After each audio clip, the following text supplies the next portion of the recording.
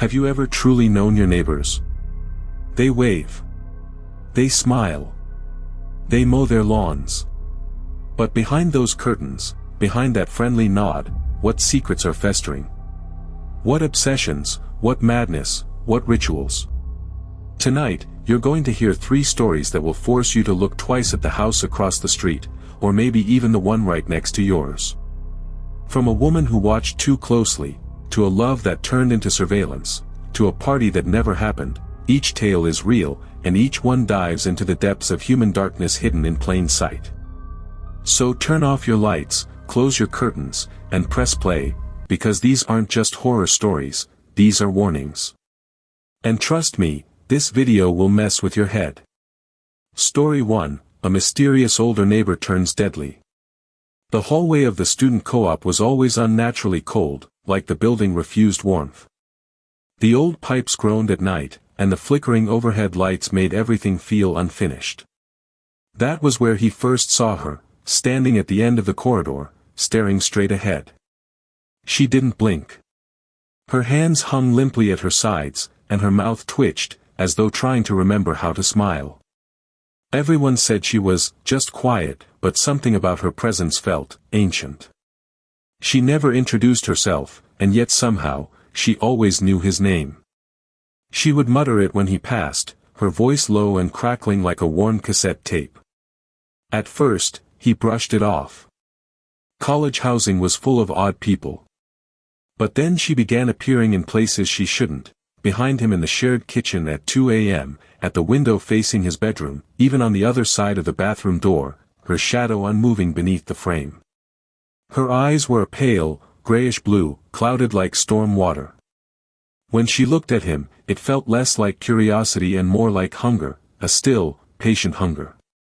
He once caught her placing her hand gently on the hallway wall, whispering in a language he didn't recognize. He asked the property manager about her, but was met with a shrug. She's lived here a long time. Don't worry about her. The manager's voice cracked as he said it, and he wouldn't meet his eyes. Strange things started happening in his room.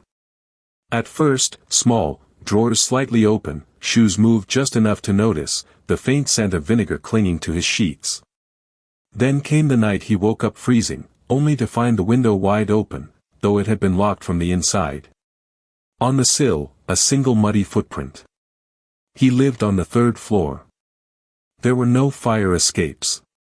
He began locking his door religiously, even during the day.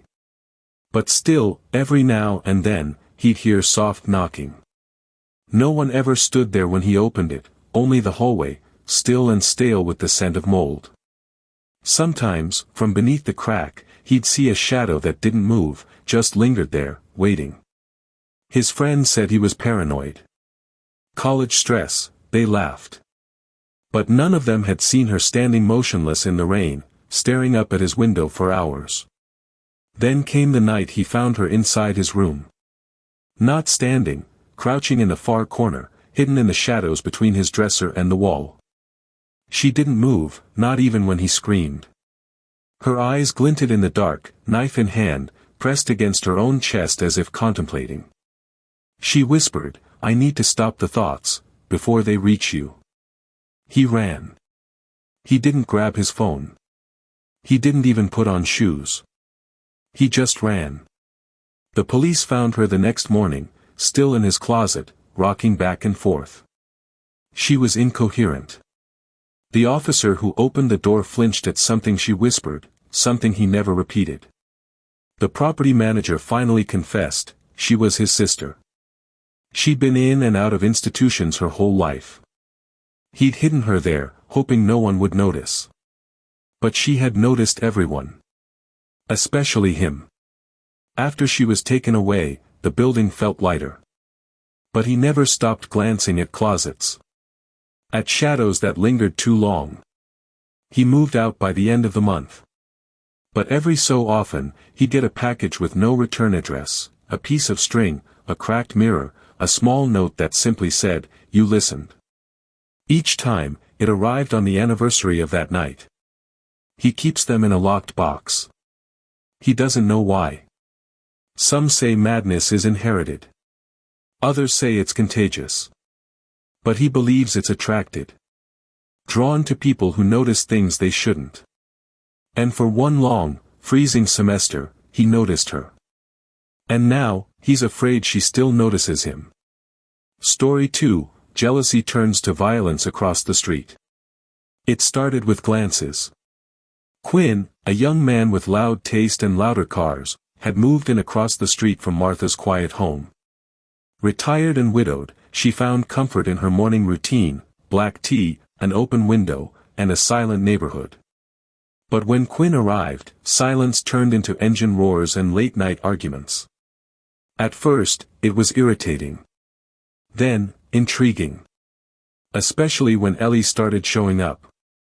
Ellie was polite, too polite, her smiles were always slightly off, like a puppet trying to mimic emotion. She brought Quinn lunches, waved at neighbors she'd never met.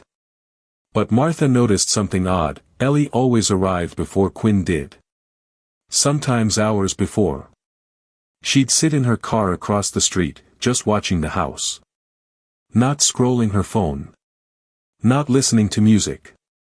Just staring. Motionless, as if waiting for something to snap. The real unease began the night Martha saw Ellie digging in Quinn's trash. She moved with slow, precise gestures, gloved hands, black hoodie, the kind of calm only obsession could produce. She pulled out receipts, paper napkins, empty energy drink cans. She sniffed one of his shirts before folding it neatly and slipping it into her purse. That night, Martha closed her curtains early. But she kept hearing the faint sound of car doors opening and closing. Over. And over. Days later, Quinn had a bruise on his cheek and his left hand was bandaged. He told Martha it was a kitchen accident, but wouldn't meet her eyes. She saw Ellie again, that evening, standing in Quinn's backyard, barefoot, whispering into what looked like a baby monitor. Martha thought about calling the police. But what would she say? That a young woman was being too quiet. Then came the power outage. Only Quinn's house went dark. The rest of the street hummed normally. From her window, Martha saw Quinn step outside with a flashlight, clearly annoyed. Behind him, Ellie appeared. She wasn't supposed to be there, he had broken up with her days ago, publicly, on the lawn. But now, she was inside. Calm. Smiling. Holding what looked like a remote control. The flashlight beam flickered once. Then twice. Then everything went dark again. What followed was silence, then screams. Short. Muffled. And the sound of glass shattering. Martha called the police, her voice trembling. But when they arrived, Ellie was gone. The house was a wreck, broken furniture, smashed phones, and, hidden behind a loose panel in the hallway, 3 small cameras. One in the bedroom vent. One in the shower light fixture. One inside the smoke detector. All wired to a black box marked only with a sticker, property of E. Quinn was found unconscious in the basement, duct tape across his mouth and wrists. He survived. Barely. And when he came to, he refused to speak about Ellie. The police traced her last location to a motel 20 miles away, room empty, bed untouched, shower still warm. On the nightstand, they found a note that read, "He should have loved me back." She hasn't been seen since. Martha sold her house shortly after. But she left the cameras where they were, didn't touch them, didn't ask to have them removed. Something about them felt like they were still watching. Some nights, in her new home, she swears she hears that faint electric click, the sound of a lens adjusting. She knows it's irrational. She knows she's safe. But that's the thing about obsession, it doesn't care what you know. Sometimes, late at night, she dreams of Ellie standing at the foot of her bed. Not moving. Just smiling. Holding a remote in one hand, and a kitchen knife in the other. Story 3, A Party That Never Was, Creepy Neighbors or a Cover-Up. The first night he heard the music, it was almost soothing, low, rhythmic bass drifting across the cul-de-sac like a heartbeat. He had just moved into the neighborhood, boxes still unpacked, walls still bare. From his upstairs window, he saw flashing colored lights pouring from the windows of the house next door. People laughed. Car doors slammed.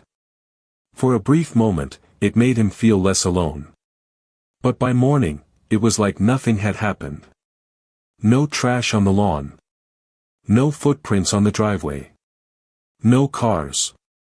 Just silence, and the faint scent of gasoline in the air. He tried to ask his other neighbors, but they seemed confused. Damon, they said, he doesn't really throw parties. One woman frowned, glancing toward his house. That place has been quiet for years. The way she said it chilled him.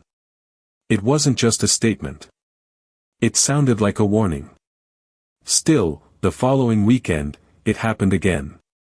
This time louder. More chaotic. Laughter that didn't fade, footsteps that circled the house, and flashes of something, masks, seen through the blinds. He crossed the street, phone in hand, heart pounding. The door was unlocked. Inside, everything was immaculate. Too immaculate. No spills. No clutter. Just a series of Bluetooth speakers hidden in corners, playing party sounds on loop. He walked deeper into the house. A hallway stretched longer than it should. Rooms were filled with mannequins wearing party clothes, their hands posed mid-toast. Each wore a plastic smile. The air was cold, and the floor creaked beneath him, but no one spoke. No one moved. When he turned a corner, he nearly collided with Damon himself, still, silent, wearing a tuxedo and a white mask. "Glad you came," he whispered. His voice was dry. Practiced. Like a line repeated too many times. Before he could respond, a loud click echoed through the house. The lights flickered. The mannequins were now facing him. Every one of them. Damon gestured toward the basement door. "They're waiting downstairs." That was the moment he should have run. But curiosity tugged harder than fear. The basement door opened with a groan, and a wave of hot, damp air hit him. It smelled like rust. An old breath. He descended slowly, each step sinking slightly under his weight. The walls pulsed with faint vibrations, like machinery hidden just beneath the surface. In the center of the room stood a circle of figures. Real people, masked, motionless. Surrounding a machine that hummed quietly, covered in wires and blinking red lights. He didn't know what it was, but it felt wrong. Like it was watching. Like it was thinking. Suddenly, one of the masked figures turned. Then another. And another. Their heads moved in sync, slow and deliberate. "You saw too much," one said. "We're not done yet," whispered another. He stumbled backward, knocking over a small table stacked with old Polaroids, each one showing guests from past parties. All of them looked terrified. All of them mid-motion, as if trying to escape. He bolted. Through the basement. Through the silent house. Out the door and into the street, where everything was still. No music. No laughter. Just his own ragged breath and the echo of a closing door behind him. When he looked back, the house was dark again. Windows covered. Like it had swallowed its own chaos. The next day, Damon was gone. The house listed as vacant.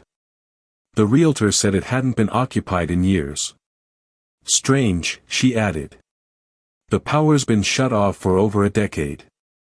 The photo on the listing? No lights. No furniture. No Damon.